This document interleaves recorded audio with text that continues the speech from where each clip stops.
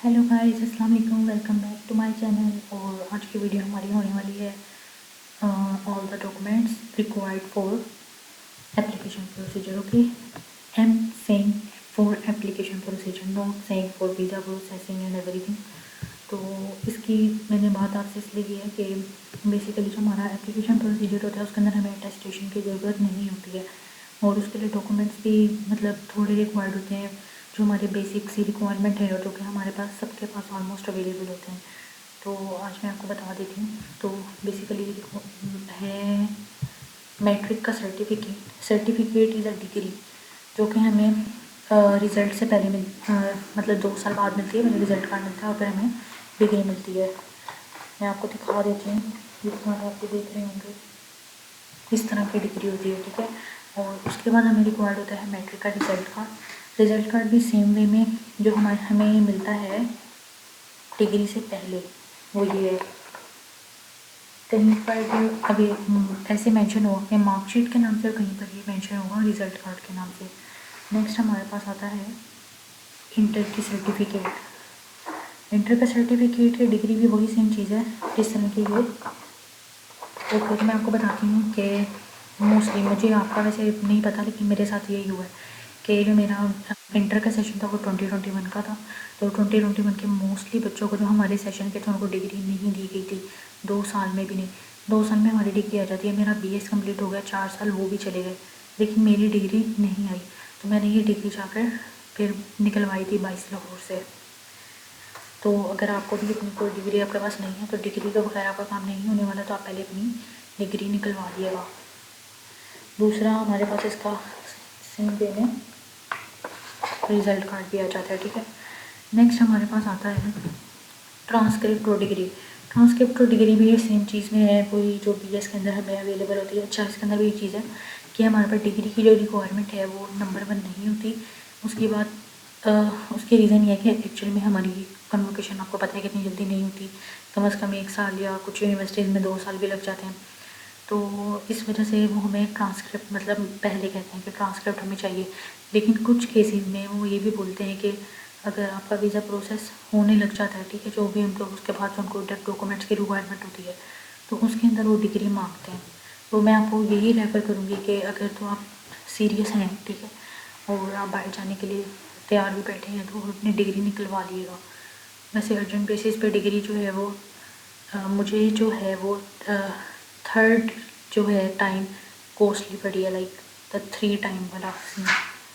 बाकी same way में transcript and hairs degree. तो ये डिग्री जो है मैंने अर्जेंट बेसिस पे निकलवाई थी। नेक्स्ट हम आते हैं SOP मोटिवेशनल लेटर या cover letter. SOP basically statement of purpose, जो कि हम उसके अंदर हम अपना इंटरेस्ट शो कर रहे होते हैं, उसके अंदर हम अपना बैकग्राउंड बता रहे होते हैं, और हम ये बता रहे होते हैं कि ऐसी कौन सी चीज़ है जिसने हमें पुश किया है इस फील्ड को चूज़ करने में या इसके अंदर आने के लिए, ठीक है।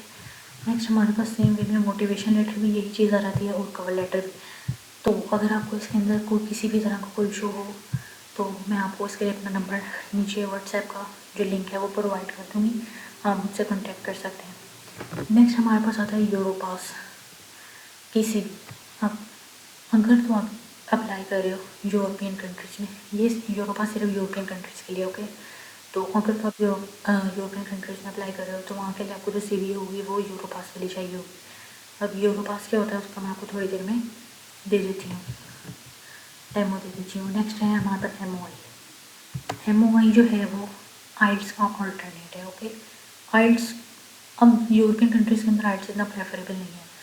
उसकी रीज़न ये है कि क्योंकि उनकी मदर लैंग्वेज या नेटिव लैंग्वेज उनकी खुद भी इंग्लिश नहीं है, तो वो सबकी अपनी अपनी लैंग्वेज है, यानी कि इटली की इटालियन है, पोलैंड की पोलिश है, तो डेट्स वाई वो आइल्स को इतना प्रेफर नहीं करते, वो MOI भी एक्सेप्ट कर लेते हैं। अब MOI का तरीका क्या है, वो ये है कि वो भी आप कहाँ से बनवाते हो, अपने इंस्टीट्यूट से।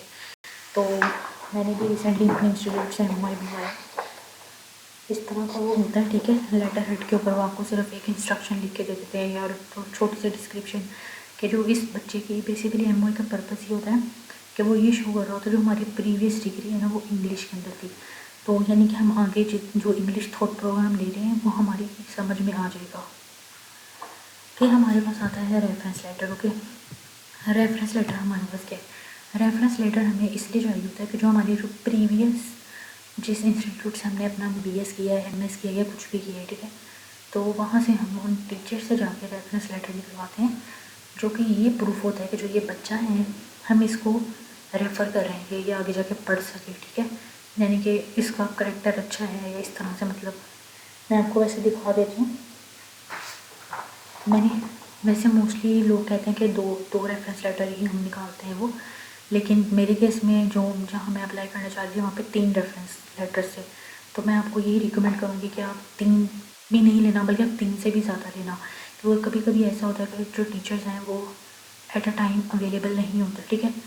या तो फिर आप उनसे बार बार कॉन्टैक्ट करो जब आप अप्लाई कर रहे हो, रेफरेंस दे रहे हो।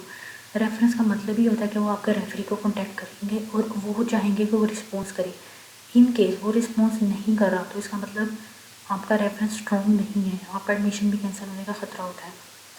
बाकी रेफरेंस जो है वो इस तरह का होता है, रेफरेंस लेटर, ठीक है। उसके ऊपर उन्होंने सारी आपकी रिक्वायरमेंट वगैरह मतलब थोड़ी बहुत मेंशन की होती हैं कि जो है हम इस बच्चे को रेफ़र कर रहे हैं, हमारी यूनिवर्सिटी का है, इसका ये रोल नंबर है, ये सब चीज़ें थोड़ी बहुत मेंशन की होती हैं।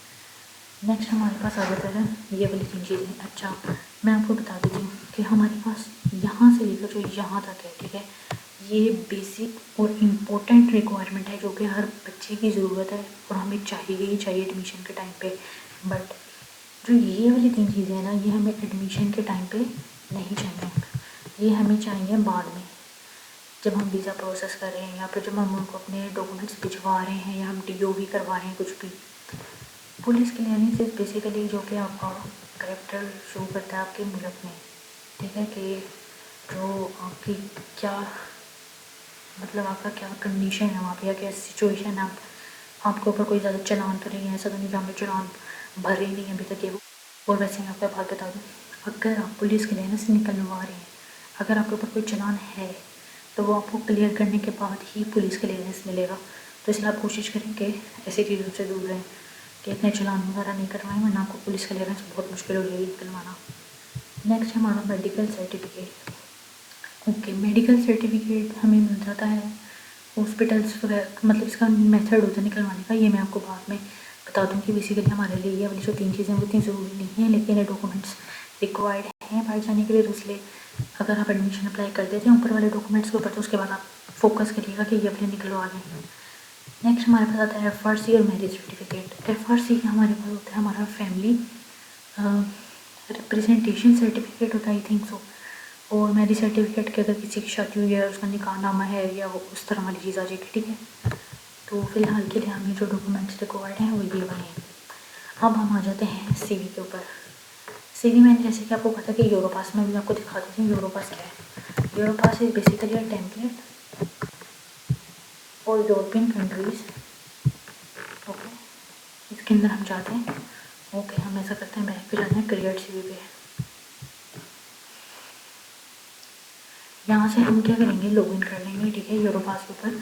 और यहाँ पर इन्होंने क्रिएट CV का मेथड वगैरह बताया हुआ, लेकिन फिर भी इन केस आपको समझ में नहीं आ रही है तो यू कैन कॉन्टैक्ट मी। तो मैं आपको बता सकती हूँ, आप मुझे कमेंट में बोल सकते हो कि हमें अगेन इसके ऊपर वीडियो बता के आप थोड़ा बहुत गाइड करते हैं, तो मैं आपको बता दूँगी। और यूरोपास CV का मकसद ये है कि जितनी भी यूरोपियन कंट्री हैं उनका एक मेथड है, तो उसके अंदर वो लोग मतलब ये चाह रही होती हैं कि उसके अंदर हमें हर चीज़ हम डिटेल के अंदर एक साथ ही मिल जाती हैं उनको, ठीक है, लिंक्स वगैरह भी होते हैं और सब चीज़ें होती हैं, तो उनको देखने में ईजी हो जाता है बच्चे के असेसमेंट करने के लिए। तो ये ईजी मेथड है, ज़्यादा मुश्किल नहीं है, लेकिन आपको एक मोटिवेशन लेटर या SOP और CV बहुत इंपॉर्टेंट है, चाहिए ही चाहिए होंगे। इन दोनों चीज़ों के लिए आप नीचे कमेंट में बता सकते हैं, वरना मेरे साथ व्हाट्सएप पे कॉन्टैक्ट कर सकते हैं। अभी के लिए इतना ही, अल्लाह हाफिज़, थैंक यू, और मिलते हैं नेक्स्ट वीडियो में। और प्लीज़ लाइक कमेंट शेयर करना मत भूलिएगा। जज़ाकल्लाह।